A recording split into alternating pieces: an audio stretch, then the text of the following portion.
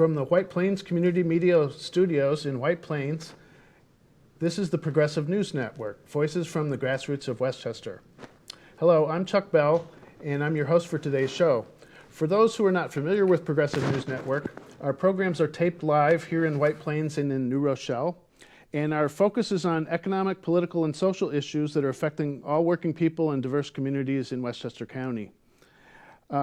And we're also especially focused on what grassroots activists and advocates are doing to address those issues. You can find out more about our network on the web at progressivenews.net. Now today our guest is Julie Woodward. Julie is a retired New York City teacher who is one of a group of Westchester volunteers that have been helping people understand Medicare for more than 2 decades. They partner with the Westchester Library System and the county's Department of Senior Programs and Services. And the Department of Senior Programs and Services is responsible for the HIICAP certification of volunteers, and that's short for Health Insurance Information Counseling and Assistant Program, or HIICAP. And that's run by New York State to help people get information about Medicare and insurance. The volunteers give presentations on senior health care all around the county in libraries and senior centers. They have walk-in centers in a couple of libraries where people can get help with their individual problems. These are called SBICs, or Senior Benefits Information Counseling Centers, SBICs. Julie gives 2 series of her Demystifying Medicare workshops each year in Westchester County, in the fall and in the spring. These are comprehensive programs covering Medicare choices, plus other bits of information about how health care works. And like all the work these volunteers do, her information is neutral and free. She knows how very confusing Medicare can be and how intimidating it is, so she tries to keep the workshops uplifting and fun. People are not interested in a college course on Medicare. They come to learn how to make the right decisions for their personal situations. So welcome, Julie. Thanks for joining us here today. Thanks for having me. So could you please tell us a little bit more about the Westchester Library System's involvement in educating the public about Medicare options? Of course, this program actually started in Westchester, where we do the counseling and the education. Some people got together and said we need to help people, our residents here, in understanding this situation. And they partnered originally with the Medicare Rights Center in New York City. And the Medicare Rights Center trained us. They sent people up to the library system where we had meetings, and they updated us. At one point, the Medicare Rights Center decided to take this program nationwide, this counseling and education thing. They went nationwide and they dropped us. They didn't want to run us anymore. So the library system took us over, and for many years, they hosted us and our civic centers, our counseling centers in 10 libraries, walk in every week. At one point they decided that they would leave it to other people to run, and so the volunteers took it upon themselves to reorganize and then to partner with the Department of Senior Programs and Services, who still wanted this stuff, and then the library system also. So it's a 3-way partnership now. The volunteers do the work. The department supervises, as you said, the certification, because we have to be in health insurance certified. And the library system hosts my website, which is the Demystifying Medicare website, and it helps with our supplies and our Xeroxing and our outreach. 3 ways. Fantastic, yeah. Fantastic. Now, you said, or we mentioned that you were a teacher for many years in New York City. How did you personally get involved in the insurance counseling work? You know, when you retire, you go through a lot of things to see what suits you if you're still active. And I was young enough to be still active when I retired from teaching. So I tried some things, like wildflowers. And they worked, they're great. But this one I came upon, this Medicare thing, it suited me. And the reason I came through this is because I first originally joined, you know, the tax aid program, where we do in the ARP program, tax aid, you do individual taxes for people. And some of the people in the tax aid program also did this full year, this Medicare counseling. So the taxes operates February to April, where we do income taxes for people, get certified by the IRS, and then we carry over and do full-time work with Medicare rights and Medicare information the rest of the year. That's tremendous. That's tremendous. Yeah.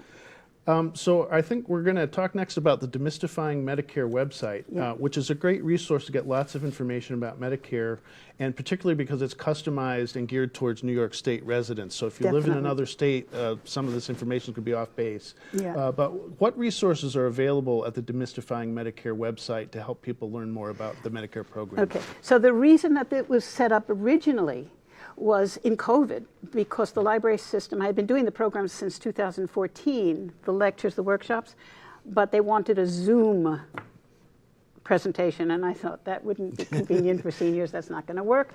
So instead I volunteered to make audio chapters. That's how it started, during COVID, so they couldn't go to the live workshops. And then I thought, oh, what a good idea. Some people can let those audio chapters run while they do the dishes and learn it in bits and pieces on their own time. And so that's what, it's been maintained that way for 5 or 6 years now, and we have the handouts that I hand out in the presentations, and we have the displays. You'll see 1 or 2 of them later.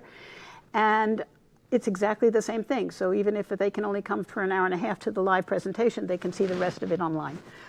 Also, there is the helpline and a link to our other part of what we do, which is the counseling, the individual counseling. So the senior benefits counseling centers are there, and there's a link to a helpline. And most of all the future presentations down on the right are listed where I'm going to be. So I'm in the middle of this run now. I set up 18 of them, and open enrollment starts tomorrow, the 15th. So I try to get them before and during open enrollment. Fantastic. So people are going to be watching this show over the next couple of weeks, but if they want to find a workshop at a library near them, they can go to the Demystifying Medicare website, and you can see the schedule of all the workshops. That's right. And if you can't go to a workshop, as you're saying, you can follow along with the self-guided training that you have posted there. Yeah, if you use the civic centers what I do in the workshop is really comprehensive. It's like 3 hours, 15 minutes. I can't make it shorter. I talk and I clown around, and I talk fast is what I'm saying. But the civic, if you go directly just for the individual help, they cannot possibly give you the time to sort out all your needs. You really need a comprehensive overview first, and then go to the civics afterwards for the individual help to pinpoint your specific issue. But do some work beforehand, or else it's going to be a waste of time for them. It's hard. I won't say waste of time, but very, very difficult. And so, and unlike some workshops we see in the community, this is impartial, nonprofit, not sponsored by any health insurance companies. First of all, it's free. And it's free. Yeah, it's free. So everything that we do, all the counseling is free. And secondly, it is not connected with Medicare, not connected with any organization, any health insurance plan. It's very, very neutral, but it's also very comprehensive. I tend to give a lot more information than any broker can give, because it's the ambiguous way that Medicare works that's important for you to understand. If you understand the little finicky things about it, you'll get a better choices of coverage along the way. It's hard to know what's going to happen. This is Russian roulette for all of us, of our health care. But as much peripheral knowledge you have about the way this works for seniors, it's better for when you then have to sit down and actually decide what plan that you're going to have for the year. Okay, terrific. So free is a very good price. This is a great time to head over to the Demystifying Medicare website. We're going to put the website up on the screen so you can see it. So next question is, when is a good time to start learning about Medicare? Is it a good time, for example, when you're approaching retirement to learn more about Medicare? Well, I gear this program myself to more than just when you are approaching Medicare age, which is 65. You can be still working and have current employer insurance. Then you also can have retiree insurance. And you can have a host of other types of insurance once you start, like VA or federal program for federal health insurance program. You can have COBRA. You can have all these different things. So based on your own specific situation, those are for people who are aging into Medicare or thinking about retirement. But also there's people on Medicare disability. They have Medicare because they are certified 24 months with Medicare disability. They have Medicare. When they turn 65, they get regular Medicare, but it's virtually seamless. The other type are the people, like happened to me. My father was sick and I didn't know anything about his Medicare. Yeah. It was really a nightmare. I really didn't know anything. So it's for caregivers or for children meaning the adults, taking care of their parents, that kind of thing. That's great. And so why is it important for people to learn more about the details of how Medicare works? How will it help them? Because of these individual situations. As I mentioned before, there's different things that you already have. Your current employer insurance, your retiree. If you're on your own in the open market, you have to find plans that are bought free of a retiree coverage. Some people just are on their own. Then you have drug lists. Your drugs are so different. Everybody's drugs are so different. Whether you're married, whether you get married, you get your spouse involved with their insurance. Every single thing is so specific to your case that to wrap your head around it, you really have to do study. You cannot, let's say you buy a plan. I'm not going to automatically, you may love your plan, but I can't possibly buy your plan. For one thing, I get the UFT plan from the city, but from another reason, there's extras that might be given by your plan. I don't need your extras. Right. You might want your extras. It's absolutely a huge number of things to consider. And then there's also the financial aspect. Is some of this is coming out of our pockets, so we have to understand what Medicare pays for, what it doesn't pay for. That's right.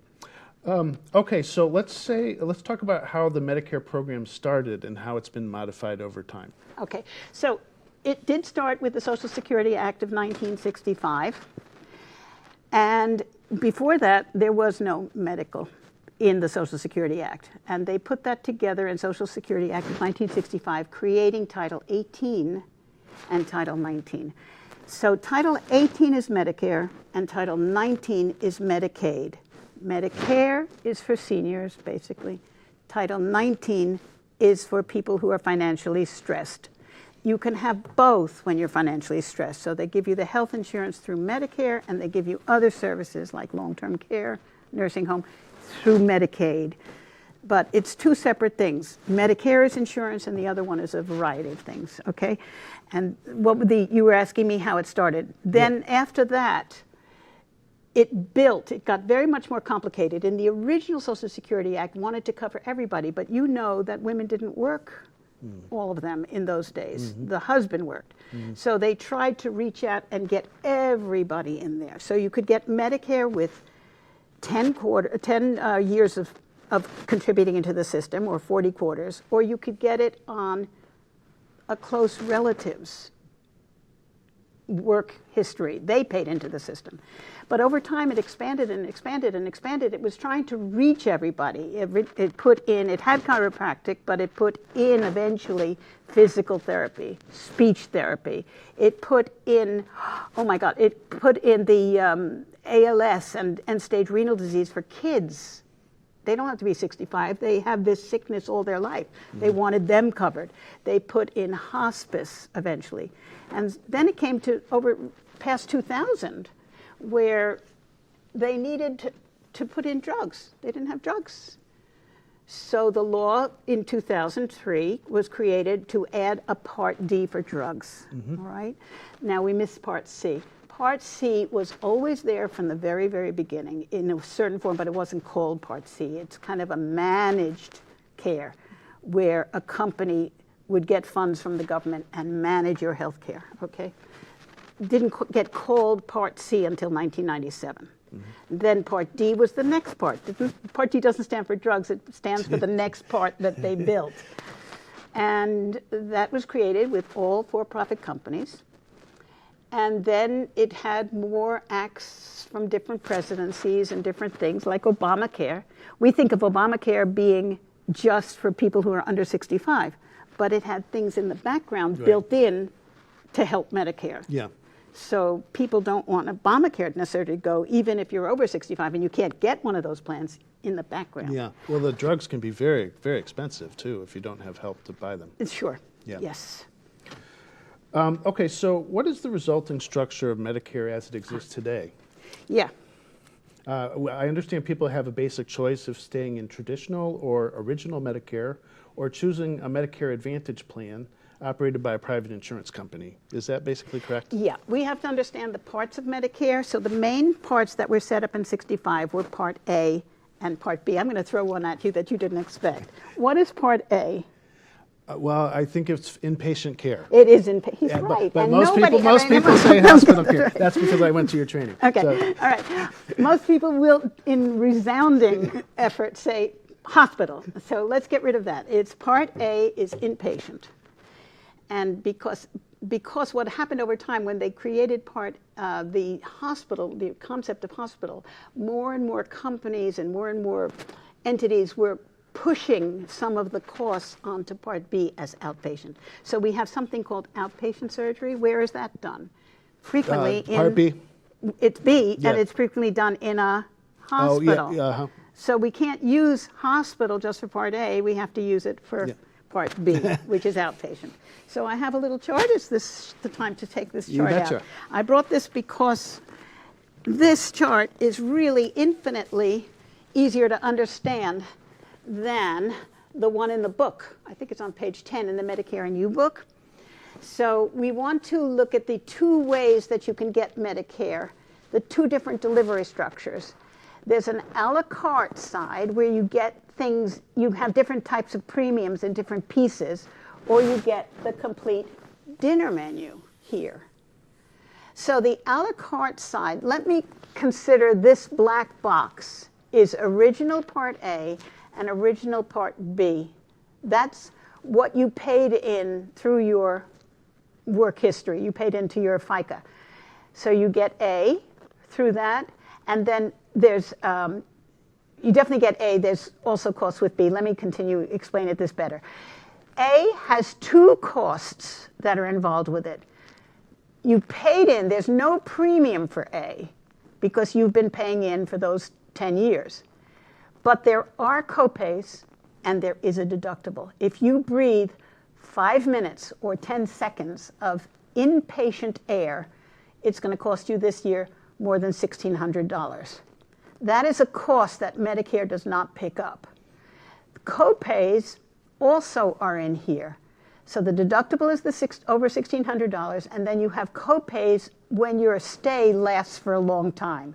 So the first 60 days are free, but then there is copays, huge copays, that you would have to pay out of pocket in Part A if you don't have extra coverage. As far as penalty is concerned, no penalty, because there's no premium, there's no penalty. So to review, there's two things in here, deductible and copay. B works differently. B, you have a premium, and that's based on your income from a couple of years ago. Social Security tells you what it'll be every year. I can't go into that detail now, but some people pay more. All right, so there's a premium. It has a deductible. In their wisdom, they wanted everybody to have a deductible last year, or a couple of years ago, so they made everybody pay a certain amount, a couple of hundred, between $200 and $300 out of pocket for that. Then they have copays or coinsurances. Copays is dollar amounts, and coinsurances are percentages, like 40% of a cost, you pay 40%. And this is outpatient care and Outpatient. care in doctor's offices, right? Yes. So let's look at what B is. Yeah. This is inpatient, all right? This is outpatient. Outpatient would be doctors, providers of any kind. It would be durable medical equipment, wheelchairs, walkers. It would be prosthetic, I'm confusing, prosthetics, limbs. limbs. It would be little devices like the insulin pump that they might insert inside of you. That's durable medical equipment. It lasts more than 3 years. It has some drugs are in here, believe it or not, in B. Some drugs are B drugs. You won't feel necessarily the cost of it, but they are considered B drugs. So the facilities that give you surgery as a B, it could give you cover you under B, outpatient services. Now, that has a penalty because there's a premium. If you don't have B when you should have had B at 65, you'll get the penalty, and that will never go away for your whole life. 2 things here, 2 costs here, 4 costs So here. to avoid the penalty, though, you sign up for B. When you need to. When do you need to? And it's Yeah. different. I'm not even going to say that there's one time to sign up, because it really is different times depending on whether you're working or not working, or whether you are disabled. There's different times, whether you move out of state. But if you had to sign up and you didn't, you'll get the penalty. And I won't describe what it is, but it is. This, in order to cover what this doesn't cover, this original Medicare does not cover, you buy what's called a Medigap. It's a supplemental plan that will fill in the gaps. And the feds have decided that there's 10 different ways. There's 10 designs of these. Some of them cover absolutely everything. You'll never see a bill. And some of them cover some things. Your choice and your circumstances financially, whether or not you want to get the comprehensive one or the limited one, based on how much they cost, because this is an expensive route to go. Basically, it's more expensive than some other ways to get it. But there's no prioritization, there's no networking, they're just picking up what that doesn't cover. And then there's D, because you don't have D. By the way, premium here, I mentioned that. D, premium. And this has the same 4 that this has. So it has the premium, it has the deductible. Sometimes it can go up to $590 this year. It has co-pays or co-insurances, and it has a penalty if you don't have it. They want you to have it. You're like a car. That's the way I look at it. You have to have insurance, or else the government doesn't like it. They want everybody to have insurance, so they penalize you when you don't, when you should have had it. So that's a la carte. Premium, premium, premium. No premium here, remember, that's free. But this, premium, premium, premium. This side is the complete dinner menu, also known as Part C, also known since 1997 as the Medicare Advantage plans. That's when this term came in. And actually, the term was invented in 2003. But the concept, Part C, was invented in 97, and then this term came into use in 2003. And those are HMOs and PPOs and various kinds with different restrictions. The HMOs are very tight. They have networking. You need a referral from the primary to the second, to the specialist. PPOs are looser. So this, you get a premium, maybe, or some of them used to be free. The prices have gone up tremendously this year. So now you have the complete dinner menu where this company is contracted to give you Medicare. And the book says they cover everything that Medicare covers. However, I wouldn't go so far as to say that, because they have some discretion on when you get the thing, because there's prior authorizations which can be denied. And they have choices of their own formularies, too. So they have to, anything that is okayed by Medicare as a formulary, either a standalone drug plan or drugs included in here, has to be Medicare, equal or better than what Medicare offers. So here, all of this is in one. They have different ways of handling deductibles. And to get your business, this is very popular, they offer you extras. Extras could be hearing, vision, dental. It could be acupuncture. It could be fitness programs. It could be an alert system. It could pay back some or all of your Part B premium that you had to pay. Mm-hmm. Various, telehealth is another one that they have. All of these things can be offered to use, which makes this quite popular, especially with premiums that are free compared to premium. You will always pay that premium to Social Security. So this one is both sides. But these are ones that are, you can avoid. So in traditional or original Medicare, we don't have hearing, vision, no. or what is it? Hearing, vision, dental, dental, yeah. Which can be expensive. But on the other side, if you're in a Medicare Advantage plan, you might have to wait longer to get a complicated treatment, or not at all, or it might be denied. Yeah. So it's important to understand what the trade-offs are. There are trade-offs, and there's networking. The HMOs have networks. You can only go to certain doctors. So every year you have to find out if your doctor's in the plan. You have to find out if the hospital is in the plan.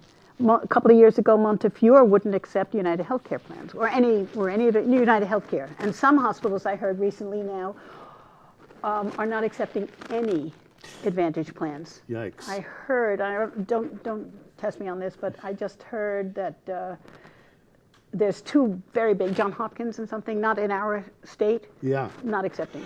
Wow. So we've got about 2 minutes to wrap up here. Yeah. We covered a lot of territory. Any closing words before I wrap up here? The closing words for you would be, when you go to a broker or to get outside help, make sure you're getting the complete picture. That's what I would say. Great. Because there's a great danger of skipping information. Okay. Okay. No Just one size put fits this- all. This guy down.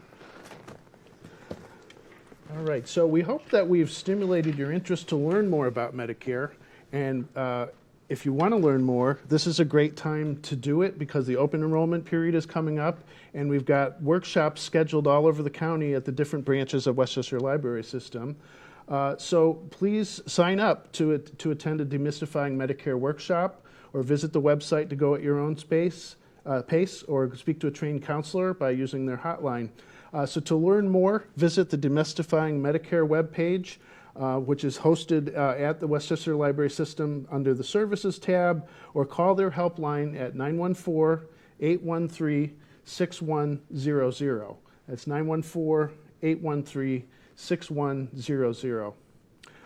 So open enrollment runs from October to 15th through December 7th each year, and that's when you can make changes in your Medicare For the plan. next year. So for example, if your doctor left the plan, you could look for a new plan at this time of year. So don't miss out on that. Things change annually. Your drug plan might change. You might have...